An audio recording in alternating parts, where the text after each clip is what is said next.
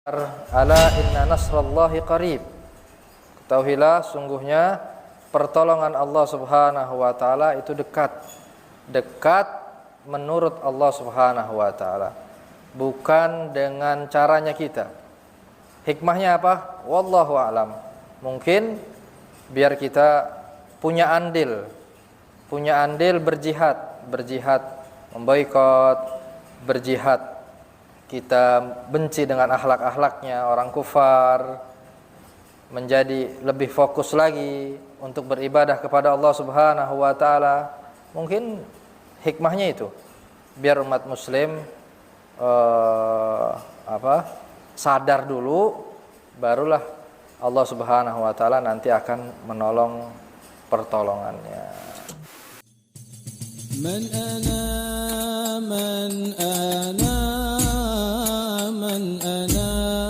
laulakum kaifama hubbukum kaifama ahwakum man ana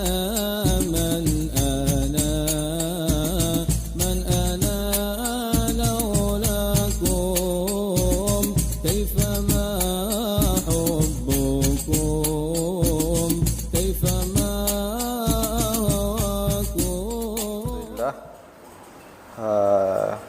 kita bersyukur kepada Allah Subhanahu wa taala yang senantiasa masih memberikan nikmat sehatnya kepada kita semua, memberikan nikmat istiqamah, memberikan nikmat iman, nikmat hidayah, sehingga kita bisa bersama-sama untuk hadir daripada majelis-majelis ilmu, ya. Semoga Allah Subhanahu wa taala senantiasa memberikan daripada pahala ini kelak fi yaumil qiyamah dan mendapatkan syafaatnya Habibuna Muhammad sallallahu alaihi wasallam. Bismillahirrahmanirrahim. Saya akan bacakan dua hadis dari kitab Riyadhus Shalihin karya Al-Imam An-Nawawi rahimahullahu taala, bab al-muraqabah. Bab muraqabah. Muraqabah itu orang yang selalu merasa diawasi oleh Allah Subhanahu wa taala. Atau rukun ihsan. Rukun ihsan, rukun agama itu ada tiga, ya. Iman, Islam, ihsan. Iman, rukun Islam terkait hukum fikih. Rukun iman, akidah. Nah, rukun ihsan ini anta'budallaha ka'annaka tarah fa illam takun tarah fa innahu yaraka. Bab tentang rukun ihsan itu, hendaklah engkau menyembah Allah Subhanahu wa taala seperti engkau menyembah Allah, seperti engkau melihat Allah taala. Kalau engkau tidak bisa, maka yakinlah saat engkau menghamba beribadah, Allah taala akan melihatmu. Pentingnya manusia mempunyai sifat muraqabah. Kalau dia enggak mempunyai sifat muraqabah di saat ibadah, apalagi enggak waktu ibadah. Kalau lagi ibadah aja dia masih bisa bermaksiat. Gimana itu contohnya? Dia beribadah tapi dia bermaksiat. Ya ibadahnya bukan karena Allah. Ya, ibadahnya dia bukan karena Allah. Kan kita disuruh ibadah sama Allah, tapi dia malah beribadah bukan karena Allah. Ini kan aneh, ya. Terus dia gimana mau dapat pahala? Yang ngasih pahala Allah, bukan karena sesuatu yang kita inginkan tadi saat kita ibadah, ya. Maka itulah pentingnya untuk kita menghadirkan al-ihsan, rukun ihsan tersebut, ya. Al-muraqabah disebutkan oleh Allah Subhanahu wa taala, wa huwa ma'akum aina ma kuntum, dan Allah taala selalu bersama kalian dimanapun kalian berada. Jadi tidak ada tempat yang menghijab ilmunya Allah taala saat kita sedang melakukan kemaksiatan. Ya, dimanapun dimanapun tempat Allah Ta'ala mengetahui apa yang kita lakukan. Ya, wa asirru qawlakum aw ijharu bih innahu alimun bidzatis sudur. Ya. Nah. Hadisnya disebutkan di sini. An Abi Hurairah radhiyallahu anhu anin Nabi sallallahu alaihi wasallam qala. Dari sahabat Abu Hurairah dari Nabi sallallahu alaihi wasallam. Innallaha ta'ala yagharu wa ghairatullahi ta'ala an ya'tiyal mar'u ma harramallahu alaihi. Sesungguhnya Allah Subhanahu wa taala mempunyai sifat cemburu. Ya. Dan cemburunya Allah Subhanahu wa taala adalah apabila ada seseorang yang melakukan hal-hal yang diharamkan sama Allah Subhanahu wa taala. Perlu diketahui sifat kecemburuannya Allah Subhanahu wa taala tidak sama dengan kecemburuannya manusia. Sifat kecemburuannya Allah Subhanahu wa taala adalah Allah marah. Allah enggak suka apabila ada hambanya yang bermaksiat kepada Allah Subhanahu wa taala, ya. Di dalam hadis lain, bila mana ada kedzaliman, Allah Ta'ala juga sangat cemburu bila kedzaliman tersebut dibiarkan nama Allah Subhanahu wa Ta'ala. Seperti saat ini, kedzaliman yang dilakukan oleh orang-orang Israel dan sekutunya, bukannya Allah diam, ya, tapi ya bersabar. Ala inna nasrallahi qarib. Ketahuilah sungguhnya pertolongan Allah Subhanahu wa taala itu dekat. Dekat menurut Allah Subhanahu wa taala. Bukan dengan caranya kita. Hikmahnya apa? Wallahu a'lam. Mungkin biar kita punya andil berjihad, memboikot, berjihad. Kita benci dengan akhlak-akhlaknya orang kufar, menjadi lebih fokus lagi untuk beribadah kepada Allah Subhanahu wa taala. Mungkin hikmahnya itu biar umat muslim sadar dulu, barulah Allah Subhanahu wa taala nanti akan menolong pertolongannya. Ya, saat Nabi Muhammad di Mekah, Nabi tidak langsung ditolong begitu aja.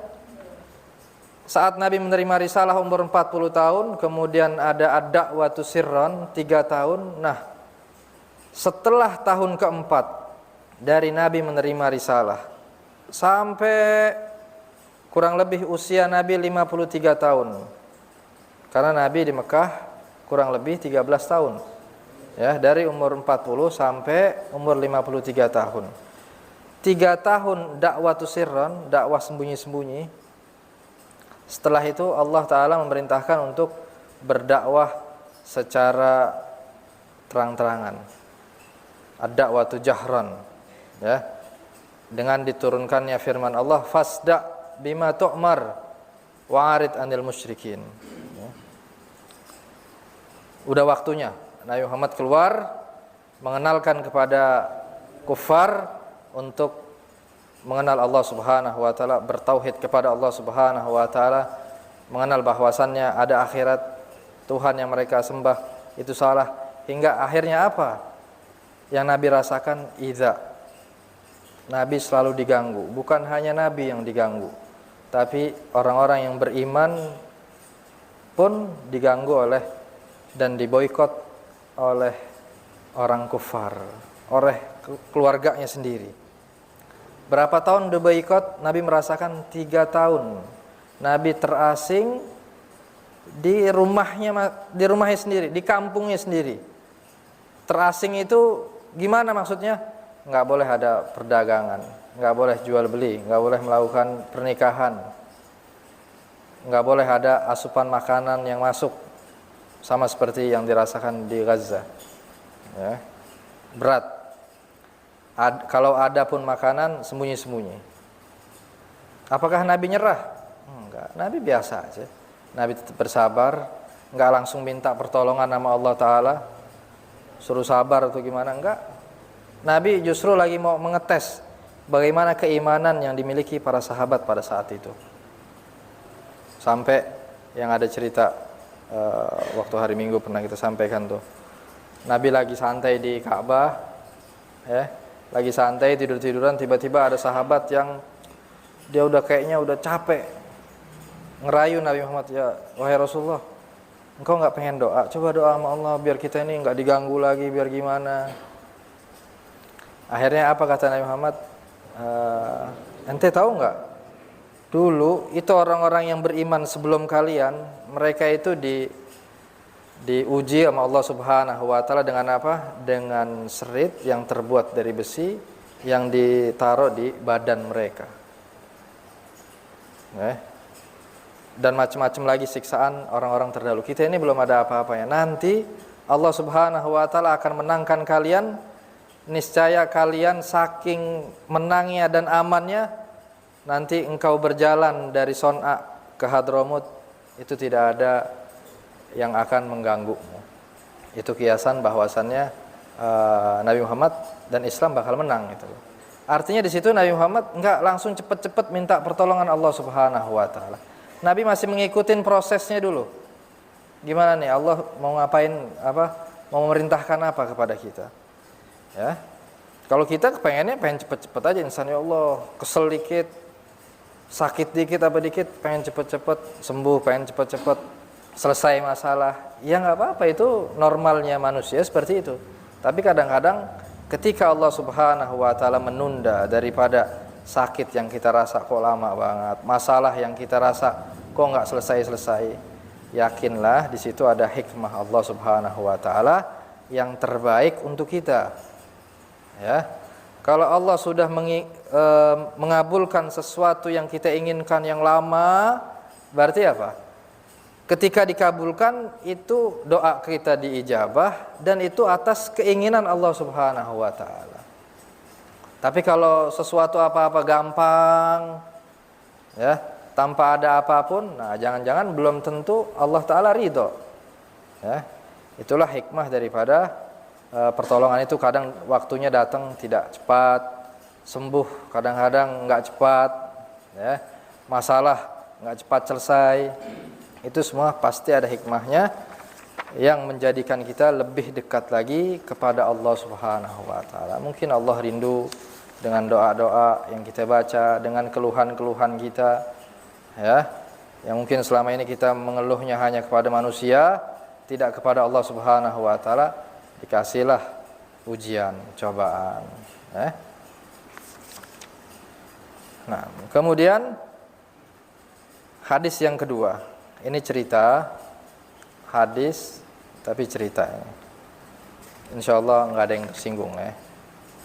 An Abi Hurairah radhiyallahu anhu annahu sami'an Nabi sallallahu alaihi wasallam yaqul, Inna salasatan min Bani Israel. Ada 3 orang dari Bani Israel. Abros wa aqra wa a'ma. Ya, yang satu punya penyakit kulit, yang kedua punya penyakit di rambutnya, enggak tumbuh rambut, botak, yang ketiga buta. Ini dari orang Bani Israel. Aradallahu an yabtaliyahum faba'asa ilaihim malaka. Allah Subhanahu wa Ta'ala ingin menguji mereka. Allah ingin menguji mereka sehingga Allah mengutuslah kepada 3 orang tadi ini malaikat. Kemudian fa'atal abras faqala ayyu syai'in ahabbu ilaik. Malaikat tadi yang pertama datang ke orang yang sakit kulit tadi. Kemudian si malaikat tadi berkata sama orang yang sakit kulit tadi, apa yang paling lu sukain? Qala launun hasanun wa jildun hasan. Gue ini lagi penyakit kulit. Gue pengen warna yang bagus, ya, dan kulit yang bagus. Kata si orang yang sakit kulit tadi. Wa yadhhabu anni alladhi qad qadiranin nas. Dan Sehingga dulu aku itu punya penyakit kayak begitu, hingga orang-orang itu pada nggak suka, ya. Ketika melihat aku, mereka benci dan menjauh. Pokoknya minta warna yang bagus dan kulit yang bagus, sekiranya orang nggak ada yang pergi dan terganggu dari dia. Kemudian malaikat tadi, famasahahu fadhahaba anhu qadaruhu. Diusap sama malaikat kulitnya dia, hingga akhirnya penyakit yang menyebabkan orang itu jijik hilang. Dan dia akhirnya diberikan dengan warna yang bagus, dengan kulit yang bagus. Kemudian udah selesai. Akhirnya malaikat nawarin lagi sama dia. Fa ayyul mal ahabbu ilaik? Lu paling demen harta apa? Kata malaikat. Qala al-ibil. Unta, aku paling suka unta. Kemudian fa'utiyana qatan usyara'a faqala barakallahu laka fiha. Kemudian diberikanlah dia unta yang sedang hamil, dan malaikat tadi berkata, semoga Allah Ta'ala memberkati daripada unta yang Allah kasih ini. Yang pertama udah nih, yang penyakit kulit tadi. Kemudian fa'atal aqra, malaikat tadi datang ke yang botak, yang punya sakit di kepalanya, rambutnya nggak tumbuh. Sama dengan tawaran yang sama, ayu syai'in ahabbu ilaik? Apa yang paling kamu sukai? Qala sya'run hasan, aku kepengen punya rambut yang bagus, ya, yang sekiranya orang nggak ada yang menjauh dariku. Semua orang gara-gara aku botak ini nggak ada yang mau dekat denganku, ya. Famasahahu fadhahaba anhu wa utiya sya'ran hasana. Kemudian diusap sama malaikat tadi dan diberikan, dan hilanglah penyakitnya, hingga akhirnya tumbuhlah dengan bagus rambut tersebut. Kemudian qala fa ayyul mal ahabbu ilaik? Harta apa yang kamu paling suka? Ditawarin. Kan ganteng doang, kalau nggak punya duit gimana? Kurang sempurna, ya. Malaikat ngasih sempurna ini. Penyakitnya sembuh, sempurna, sama dikasih hartanya juga. Kemudian qala al-bagar, aku suka sapi. Fa'utiya baqaratan hamilan. Maka kemudian diberikanlah dia sapi yang dalam keadaan hamil. Wa qala barakallahu laka fiha. Kemudian malaikat tadi mendoakan semoga Allah memberkati daripada sapi yang kau punya ini. Fa'atal a'ma, yang ketiga malaikat tadi datang ke yang buta. Fa'atal a'ma faqala ayu syai'in ahabbu ilaik? Apa yang paling kau sukai? Qala an yaruddallahu ilayya basari fa ubsiran nas. Aku kepengen Allah Ta'ala mengembalikan pandanganku sehingga aku bisa memandang manusia, memandang orang lain. Dia ngelihatnya gelap terus kalau buta, ya, nggak punya dosa. Masya Allah, ini keutamaan orang yang buta, ya. Banyak dari ulama yang buta, dia buta tapi bisa menjadi ulama. Berarti apa? Sebenarnya yang menghalangi kita untuk tidak sukses, kita tidak bisa sesuatu itu hanya kesungguhan, ya, bukan kesempurnaan fisik kita. Buktinya Imam Haddad itu buta dari kecil. Habib Umar bin Abdurrahman Al-Attas juga buta, ya. Dan banyak lagi para ulama yang punya pandangan buta, tapi Allah kasih kepada mereka mata batin yang lebih sehat daripada kita, ya. Kemudian famasahu faraddallahu ilaihi basarahu. Kemudian diusap matanya hingga akhirnya Allah mengembalikan pandangannya tersebut. Kemudian ditawarin lagi, fa ayyul mal ahabbu ilaik. Harta apa yang paling kau sukai? Qala al-ghanam. Aku paling suka adalah kambing. Fa'utiya syatan walidan. Maka kemudian dia diberikan kambing walida dzatu waladin, kambing yang punya anak. Wakila hamilan. Ada yang mengatakan kambing yang sedang dalam keadaan hamil. Fa antaja hadzani wa wallada hadza fa kana li hadza wadi min al-ibil wa li hadza wadi min al-baqar wa li hadza wadi min al-ghanam. Akhirnya apa? Itu masing-masing daripada yang Allah berikan. Unta tadi lahir berkembang biak sampai satu kampung, satu lembah, itu onta dia semua. Yang kedua, itu sampai satu lembah, sapi dia semua. Begitupun yang ketiga, satu lembah, satu pengasinan, itu kambing dia semua. Udah berhak sombong, udah kayak begini, udah punya segala macam. Di zaman itu mungkin kekayaannya dengan ternak tadi. Kemudian summa innahu atal abros, karena ini babnya muraqabah, babnya ini kan bab Allah lagi mau mengawasi dia. Kira-kira gimana nih? Dulu lagi miskin, dia hadir majelis, udah kaya dikit, belum kaya beneran, udah ngilang, baru megang duit, untuk seminggu dia udah nggak ngaji lagi. Tiba-tiba datang nih, innahu atal abras fi suratihi wa hayatihi. Malaikat ini datang ke yang sakit kulit, yang pertama sakit kulit tadi, seperti gambaran waktu malaikat tadi datang kepada orang yang sakit tadi. Jadi artinya sekarang kebalik. Si malaikat berubah fisik seperti saat dia sebelum kaya, waktu masih miskin, waktu masih miskin dan penyakitan. Kemudian malaikat tadi bilang, rajulun miskin qadin qata'at biyal hibal fi safari. Aku ini orang miskin, aku sekarang ini lagi terputus, aku nggak ada rezeki, aku lagi mau di perjalanan, aku mau meneruskan perjalanan, aku nggak punya bekal, nggak punya apa-apa. Fala balagha liyal yawm illa billah tsumma bika.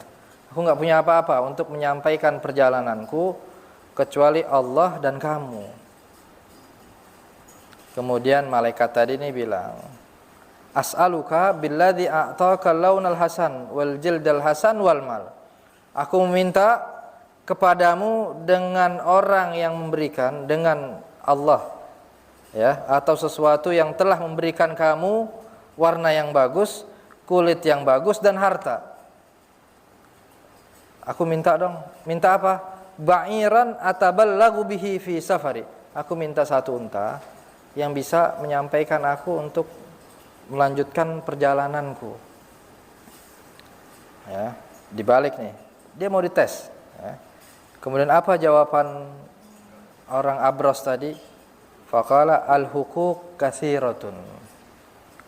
Maksudnya adalah, gue ini punya alayya fala fadila anil hajah limutika iya fandur ghairi. Maksudnya, gue ini nggak punya harta lebih, hingga aku bisa memberikan kepadamu. Lu cari sama yang lain aja dah, cari sama yang selain ana, katanya. Nanti minta sama selain ana, pergilah engkau, katanya. Akhirnya si malaikat tadi masih nggak pergi, masih mau ngetes ini orang lagi nih. Kok sampai sebegini lupanya dia sama Allah Ta'ala. Akhirnya apa? Malaikat tadi bilang, faqala ka'anni a'rifuka, kayaknya gua kenal lu nih. Alam takun abras yakdirukan nas fakiran fa'atakallah. Bukannya lu nih dulu orang yang sakit kulit, orang-orang pada jijik dengan kamu, nggak ada yang mendekatmu, terus kemudian lu nih fakir, terus Allah ngasih lu harta. Terus dijawab apa masih abros tadi? Masih nggak ngaku dia. Innama warithu hadzal mal kabiran an kabir. Enggak, gua punya harta ini warisan dari ayahku dari kangkongnya lagi. Enggak, ini bukan dari Allah. Ini warisan emang dari sononya gue kaya. Nah, ini ujian orang kalau udah kaya banget kayak begitu kan. Udah bapaknya pengen presiden, anaknya harus jadi, ya. Mamangnya, mantunya, masya Allah. Itu ini buktinya ini, ya, nyatanya dari Bani Israel dulu ada orang kalau udah harta dan jabatan, masya Allah, nggak ada puasnya itu. Bahkan dalam hadis juga disebutkan, hatta sampai dia udah punya satu lembah emas, terus kantongnya, mulutnya ini penuh dengan emas semua. Manusia pasti kepengen minta emas lagi, artinya kepengen harta lagi. Itu buruknya manusia, kalau sudah jauh dari Allah, tidak mempunyai iman. Kemudian si malaikat tadi kesel nih, ini dulu gue yang bantuin, malaikat tadi kesel, akhirnya nyumpahin nih malaikat, in kunta kadziban fasayyarakallahu ila ma kunta. Kalau lu bohong, Allah akan membalikkanmu ke keadaanmu yang semula. Udah kelar. Akhirnya si malaikat datang ke yang kedua.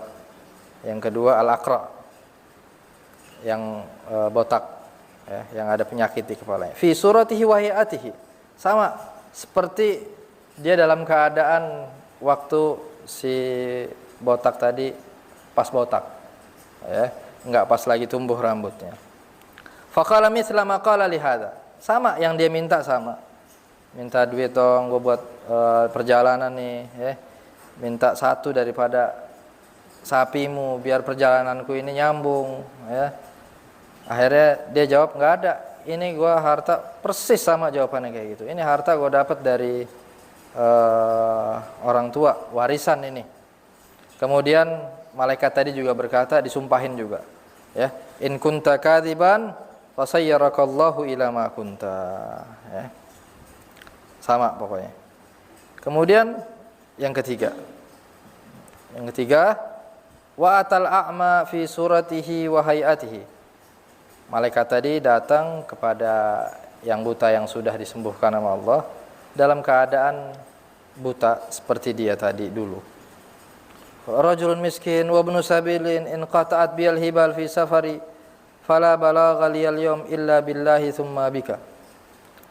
Aku ini lagi di perjalanan, enggak ada yang bisa menyampaikanku, aku kurang bekal, Enggak ada yang bisa menyampaikanku hari ini kecuali Allah dan kamu. As'aluka billadzi radda 'alaika basarak syatan ataballagu biha fi safari. Aku minta kepadamu dengan yang telah mengembalikan pandangan kepadamu, aku minta satu kambing sehingga aku bisa melanjutkan perjalananku.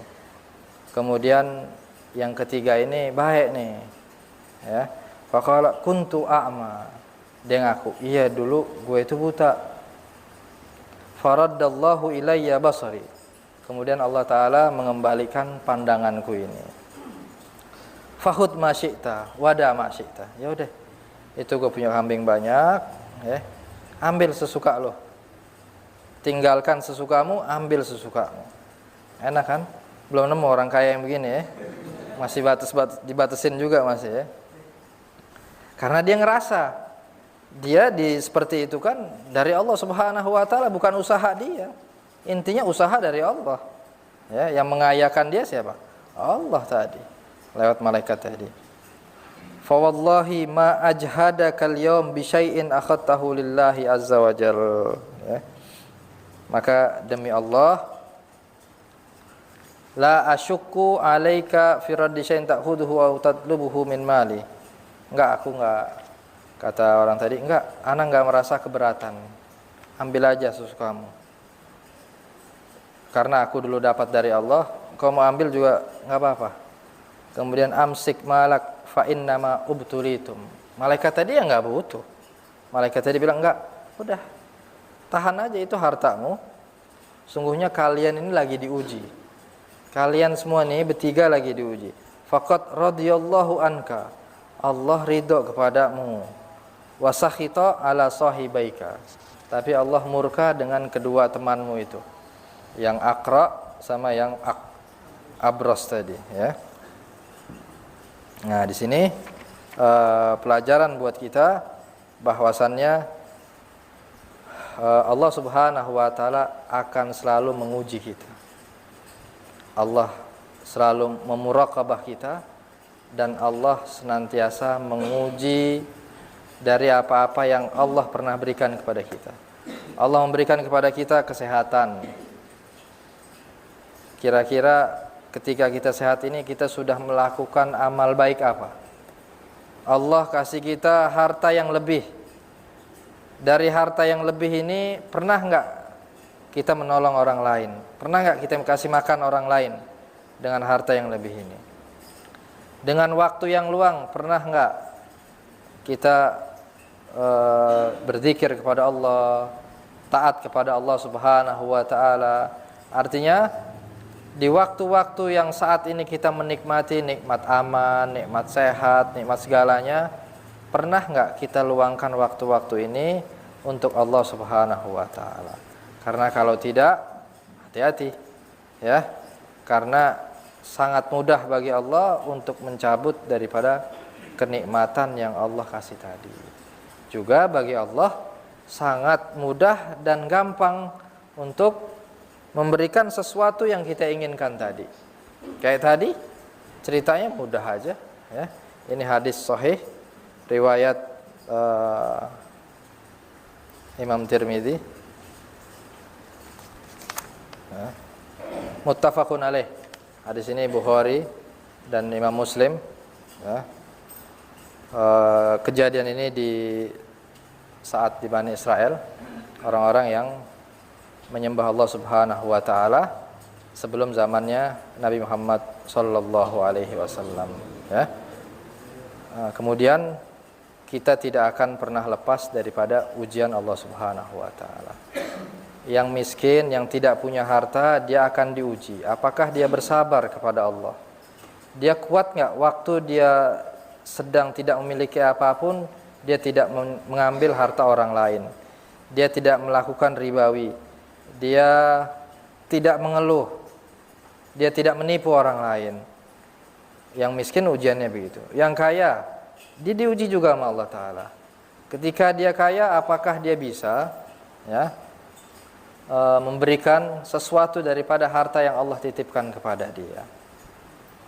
Yang ustadz, semua kita ini ujiannya pasti ada ujian, hanya beda-beda aja ujiannya, beda-beda.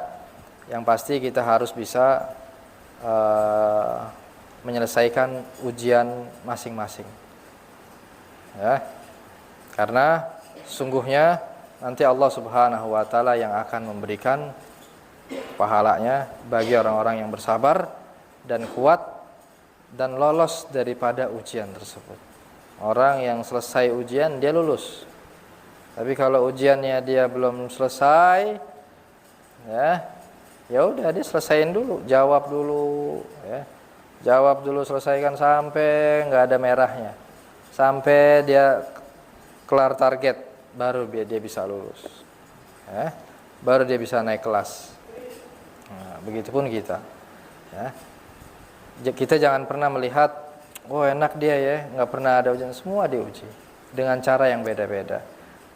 Terlihatnya orang-orang yang kaya itu kayaknya nikmat-nikmat aja, padahal belum tentu. Allah pasti kasih ujian yang sama, ya.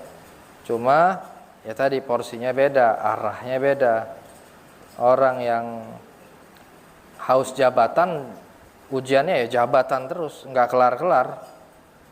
Ya, mumpung gue lagi menjabat ini, semua ayo dicalonin semua. Ya, orang yang lagi kaya, ayo semua kita waktunya habis buat nyari duit aja, nggak pernah ibadah, nggak pernah sampai lupa umroh, lupa haji, duitnya buat hidupnya untuk mencari uang aja. Ya. Begitupun yang alim, dia juga diuji sama Allah. Dia jangan hanya bisa berucap aja, dia harus bisa mengamalkan, dia harus bisa sesuai akhlaknya dengan akhlak Nabi Muhammad sallallahu alaihi wasallam, ya. Dan itulah ujian masing-masing seorang mukmin. Yang paling banyak diuji siapa di dunia ini? Al-Anbiya, Ar-Rusul. Yang paling banyak ujiannya adalah Al-Anbiya. Setelah Anbiya, orang yang paling dekat dengan para nabi. Ya. Karena lihat coba ujiannya Nabi Muhammad. Dalam masa 63 tahun itu, kira-kira Nabi nyantainya, girangnya itu kapan? Ujian terus hidupnya. Dari mulai lahir sampai beliau wafat. Ya karena dunia itu nggak ada apa-apanya. Dunia tidak ada artinya. Maka Nabi mengajarkan kepada kita umatnya bahwasannya janganlah kau kejar dunia sehingga engkau melupakan akhirat, ya. Engkau tidak dilarang mempunyai dunia, tapi jadikanlah dunia yang kalian miliki ini bisa menjadikan engkau istiqomah di dalam ketaatanmu, menjadikan engkau bisa beramal, membantu orang lain, ya. Seperti sahabat-sahabat Nabi Muhammad SAW yang kaya raya, seperti sahabat Abdurrahman bin Auf, Sayyidina Utsman bin Affan. Mereka sahabat-sahabat yang dekat dengan Allah, yang punya harta yang banyak, ya. Maka semakin banyak ujian yang kita hadapi, kita bisa lulus, kita sabar, maka insya Allah kita akan semakin dekat dengan Nabi Muhammad SAW. Mungkin masuk surganya kita dengan sabarnya kita tadi, bukan kita dengan ibadah. Kalau ibadah kayaknya susah, jauh, ya, ibadahnya kita dibandingkan para anbiya, dibandingkan para aulia, jauh. Paling tidak kita bisa bersabar untuk tidak melakukan kemaksiatan, itu sudah engkau bisa menjadi orang yang paling ahli ibadah, ya. Seperti wasiat Nabi kepada Sayyidina Abu Hurairah, ittaqil maharim takun a'badan nas. Bertakwalah kamu, takutlah dengan hal-hal yang diharamkan nama Allah Ta'ala, maka kamu akan menjadi manusia yang paling jadi ahli ibadah. Karena orang yang ahli ibadah belum tentu dia bisa meninggalkan hal-hal yang diharamkan nama Allah. Tapi kalau dia bisa meninggalkan hal-hal yang diharamkan nama Allah, dari mulai bangun tidur sampai tidur, itu di hari itu dia sudah menjadi orang yang paling jadi ahli ibadah. Tapi orang yang jadi ahli ibadah dari mulai bangun tidur, belum tentu dia bisa meninggalkan kemaksiatan. Karena yang susah itu apa? Meninggalkan kemaksiatan, ya. Paling susah meninggalkan kemaksiatan. Kalau meninggalkan kemaksiatan kita harus total. Tapi kalau ketaatan, fattakullah mastata'tum, ya.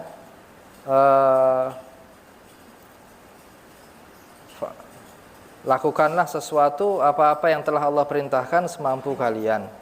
Dan fantahu, dan engkau laranglah, maksudnya kalian harus bisa untuk menjauhi hal-hal yang diharamkan sama Allah Subhanahu wa taala. Kalau ketakwaan, la yukallifullahu nafsan illa usaha, selalu ada solusinya gitu. Enggak bisa sholat diri, sholat duduk. Enggak bisa sholat duduk, terlentang. Selalu ada solusi di dalam beribadah.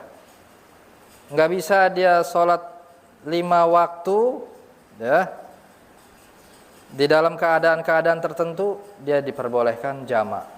Musafir, atau dia nanti di bab-bab seseorang boleh meninggalkan sholat berjamaah, seseorang boleh meninggalkan sholat dalam keadaan yang memang dia tidak mampu, tapi nanti dia harus mengqadha'nya, ya. Artinya apa?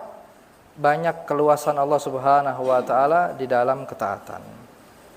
Tapi kalau di dalam hal-hal yang dilarang sama Allah Subhanahu wa taala, fajtanibuhu, harus engkau jauhi semuanya, ya. Harus bisa menjauhi hal-hal yang dilarang oleh Allah Subhanahu wa taala, ya. Semoga kita berharap kepada Allah Subhanahu wa taala kita dijadikan hamba-hamba yang bisa istiqamah yang selalu taat kepada Allah, selalu taat kepada Nabi Muhammad SAW, menjadi hamba-hamba yang dicintai Allah, dicintai Nabi Muhammad SAW, dijadikan hamba-hamba yang istiqamah, dijadikan hamba-hamba yang selamat daripada fitnah, selamat daripada musibah untuk kita, untuk keluarga kita, untuk orang-orang yang kita cintai. Dan kita berharap kepada Allah Subhanahu wa taala agar Allah Subhanahu wa taala senantiasa memberikan kesehatan kepada guru kita, kepada orang-orang tua kita yang sedang sakit, ya, kepada siapapun orang-orang yang kita cintai, semoga diberikan kesembuhan oleh Allah Subhanahu wa taala, diberikan kelancaran duniawiyah dan ukhrawiyah, dan diberikan istiqamah dan diberikan husnul khatimah indal maut, ya. Bismillahirrahmanirrahim. Alhamdulillahirabbil alamin. Allahumma shalli wa sallim ala sayyidina Muhammad wa ala ali sayyidina Muhammad. Salatan taghfir biha dzunub wa tusri biha al-qulub wa tantaliqu biha al-unsub wa talinu biha as-sa'ab wa ala alihi wa sahbihi wa man ilayhi mansub. Rabbi zidna ilman wa sinna fi rizqina wa barik lana fima razaqtana waj'alna mahbuban fi qulubi ibadik waj'alna azizan fi uyunihim waj'alna wajihan fid dunya wal akhirah wa minal muqarrabin katsirna wa la yasnal fi aliya mubian bila mithal. Lakal hamdu wa lakal minna wa lakal syaraf ala kulli hal. Rabbana atina fid dunya hasanah wa fil akhirati hasanatan wa qina adzabannar. Wa sallallahu ala sayyidina wa maulana Muhammadin wa ala alihi wa sahbihi wasallam. Walhamdulillahirabbil alamin. Assalamualaikum warahmatullahi wabarakatuh.